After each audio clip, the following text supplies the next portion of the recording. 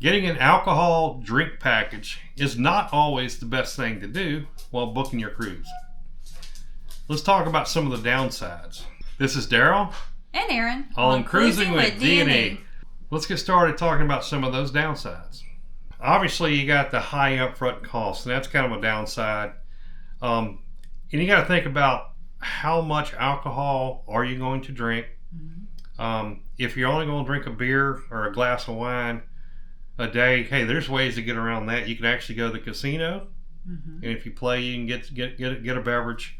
And of course, when you eat at the main dining room or whatever the case, you can order a glass of wine, but you're gonna have to pay for that if you don't have the beverage package. Right.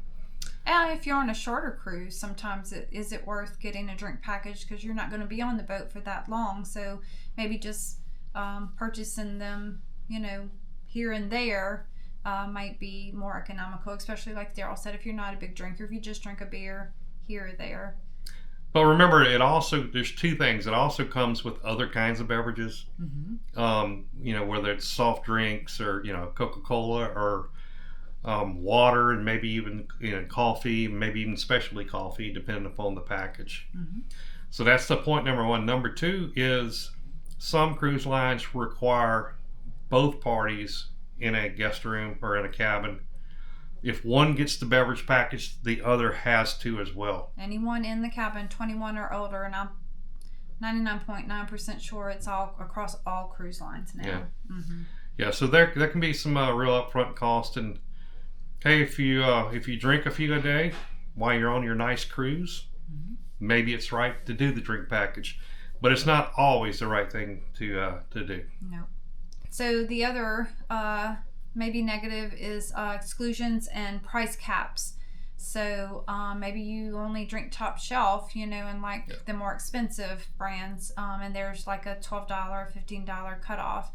That won't make it, so you'll have to pay extra for that. There's also like espresso martinis that Aaron likes that they say it's $18, so you have to.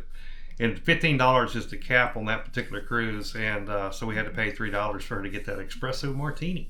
Yes.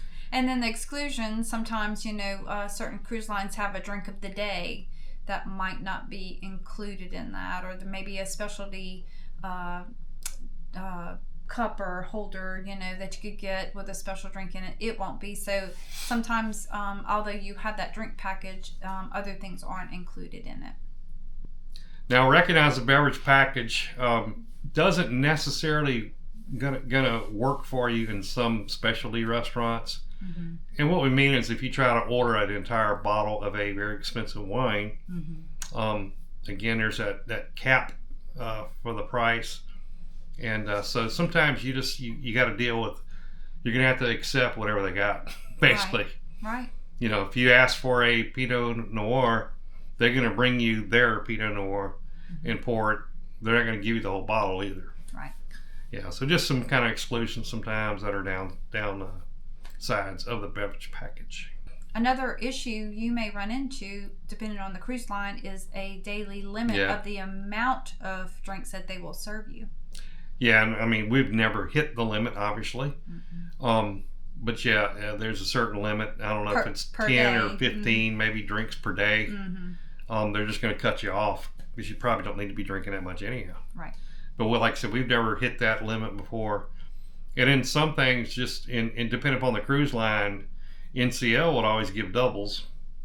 And I don't, I'm assuming that would count as two. And but some don't do that, and they only give the single if you're asking for a bourbon on the rocks or something. So it's kind of different depending upon the cruise line as well. So you get the drink package and you want every dollar to count, and you may feel like a pressure to overdrink. Oh my gosh, I have to drink X amount of drinks and I got to get them in before the day. So that could be a disadvantage of having the drink package and paying for it. Like you said, especially everyone 21 or older has to get it, and if you have somebody who isn't a big drinker, it may put some pressure on them. Yep. Now, the other downside, and you talk about from a cost standpoint, is when you get a drink package, bang, there goes the gratuities. The prepaid gratuity is going to go on there before you have the first drink. Mm-hmm. Yeah, so they're going to charge you the gratuities, and that's going to be on your bill.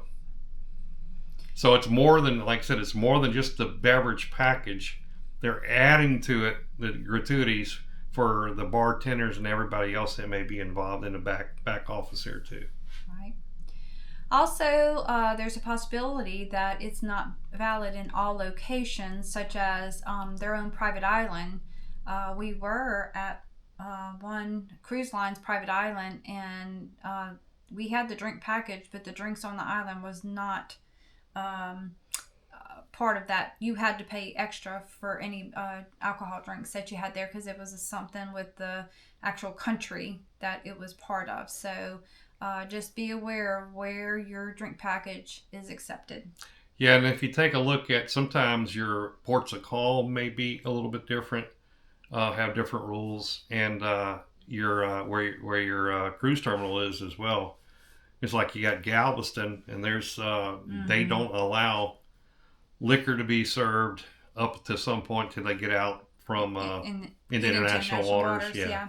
Now, some cruise lines will pre-purchase a certain amount, and some cruise lines you'll be able to drink, but only from a limited drink menu until you get out to the thing. But some absolutely don't serve any alcohol at all, and it's a deal with the Texas government. Yeah, and I'm sure it's like you said, if they purchase it from the local area, and then they'll allow some of that to happen so they can make money for the local community. And nevertheless, that's something to think about. And whatever cruise terminal you go out of may have some specific rules that are different. And kind of going along with the maximum limit of drinks in a day, along with the pressure to get your drink value from the drink package. I mean, the last thing you want to do is get loaded up, wake up in the morning with a bad headache and your stomach ain't feeling right, and you got a hangover. Yeah. No fun.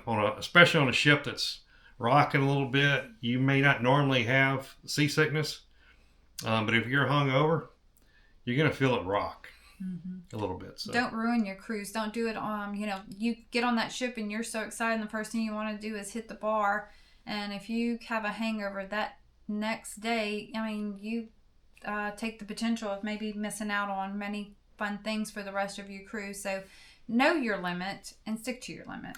Yeah, and pace yourself is the word I would use. Because look, for the next 4, 7, 11 days for NCL, you're going to be eating like a king. You're going to have plenty of food, exercise from excursions and doing all those things. And then on top of that, you may get hungover. It can shut down your fun and your cruise experience quickly. Very quickly. So just be careful, know your limit, pace yourself. Drink some water in between. There you go. That's a great tip.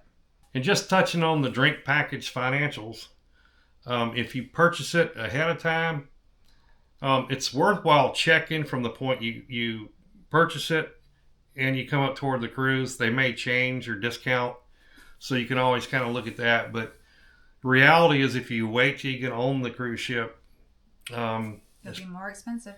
It's going to cost you some more than it would, previously. So again, book it, and then check and see if there's discounts as you come up closer to the cruise. But then if you don't book it before you get on boat, you're gonna get gouged a bit. You're gonna pay a premium price for that drink package, which is already premium if you think about it. Yeah, like he was talking about Royal Caribbean, you tend to have to watch daily or weekly. They do throw in some sales, and you can save money on their cruise line. So watch them because they will reduce the price. But yeah, so check the prices, check what beer costs, check with the hard liquor, the mixed drinks, and all that, and I did that for our cruise because I wanted to make sure I was getting my money's worth. And on the cruise line that we went, I did get specialty coffee and some other things, and I knew I would do. So when I did my Google sheet and I put all the prices of everything in, it fit what I would drink anyway without having to feel to be over excessive drinking and have a hangover, or, you know, to get my limits. So do that, you know, get the prices of everything and go ahead and book it prior to the cruise. You will save money. And recognize there are drink packages that are not alcohol related. You know, there's some with just sodas and specialty coffee and water and juices, you know, whatever it may be. But you don't have to get the alcohol part of the package. No. So if that's something that interests you, you can do that as well. Yep. All right. So those are the things that we've come up with and noticed when we were on our cruises. Disadvantages, possibilities, getting the drink package, but I'm sure we've missed one or two. So if you have any other ones, please leave it in the comments below. We'd love to learn about them, and so will the Cruising with D&E community. In many cases, the alcohol drink package may be what you want to get. And we have gotten that drink package numerous times. But again, it's kind of based on an understanding of the drink package, you know, the rules around the package, the things that happen on the ship. And if you're not going to drink that much alcohol, you don't need a drink package, or at least the alcohol level drink package. Right. You can get something a little less costlier that gets you your specialty coffees maybe, and juices and different kind of stuff like that. And so just kind of figure out what's right for you. But it does not always make sense to get the drink package, the alcohol drink package. Just make sure you do your research. And like Aaron said, kind of a spreadsheet, you figure out if you have a specialty coffee, you know, you got 2 or 3 Cokes or Pepsis or whatever you want to call it. Bottled waters for excursions or your cabin. And then if you add those costs up versus the drink package, you have a better idea whether you need to use it or not. Right. In many cases, some type of drink package is what you're going to want to do. Right. But not necessarily the high-end premium alcoholic drink package. Alcohol. Yeah, alcohol drink package. All right. Make sure you like the video, please. Go ahead and subscribe. You don't want to miss any of this content. And subscribing means a lot to us, and make sure that you are notified when we put out some of this great content. And it helps us because we can make more videos, informative videos, to help with any cruising situations you have. Right. So check out all the rest of our videos on the cruising destinations and ships, as well as tips. Well, thanks for watching, and as always, we will see you in the next video.